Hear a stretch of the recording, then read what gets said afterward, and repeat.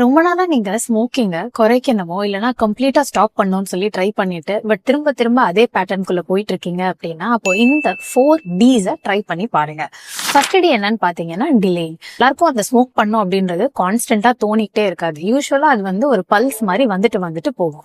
So உங்களுக்கு அந்த மாதிரி ஸ்மோக் பண்ணும் அப்படின்னு சொல்லி தோன்றப்போ உடனே போய் ஒரு பஃப் எடுக்காம ஃபர்ஸ்ட் அந்த மொமெண்ட்டை கொஞ்சம் டிலே பண்ண ட்ரை பண்ணுங்க. ஸோ உங்களால முடிஞ்ச அளவுக்கு அதை டிலே பண்ணிட்டே வாங்க. இல்ல நீங்க டிலே பண்ணிட்டே இருக்கும் போதும் திரும்ப அந்த கட்டத்துக்கு போறீங்க அப்படின்னா அப்பதான் செகண்ட் டி வருது, டிஸ்ட்ராக்ஷன். ஸோ உங்களுக்கு எந்த ஒரு விஷயம் கொஞ்சம் பிளசண்டா ஃபீல் பண்ண வைக்கமோ அதுல கொஞ்சம் டிஸ்டர்ப் பண்ணலாம். இனிமே நீங்க ட்ரை பண்ணிட்டு உங்களால கண்ட்ரோல் பண்ண முடியலன்னா அடுத்தது ட்ரிங்கிங் வாட்டர். ஸோ வயிறு முட்டை நிறைய தண்ணி குடிக்கிறதாலையும் வந்துட்டு இந்த ஸ்மோக் பண்ணணும்ன்ற அர்ஜ் வந்து குறைஞ்சிரும். மூணுத்தையுமே நீங்க ட்ரை பண்ணிட்டீங்க, அப்பவும் பெரிய அளவுல ஹெல்ப் பண்ணல அப்படின்னா உங்களுக்கு எந்த விஷயம் அதை ட்ரிகர் பண்ணுது இல்லைன்னா உங்களுக்கு அந்த டைம்ல என்ன தோணுது அப்படின்றத வந்துட்டு நீங்க உங்களோட ஃப்ரெண்ட்ஸ் கிட்டயோ இல்லைன்னா ஃபேமிலி மெம்பர்ஸ் கிட்டயோ இதை பத்தி டிஸ்கஸ் பண்ணலாம்.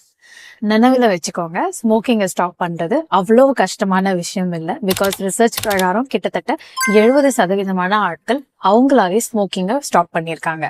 Take care.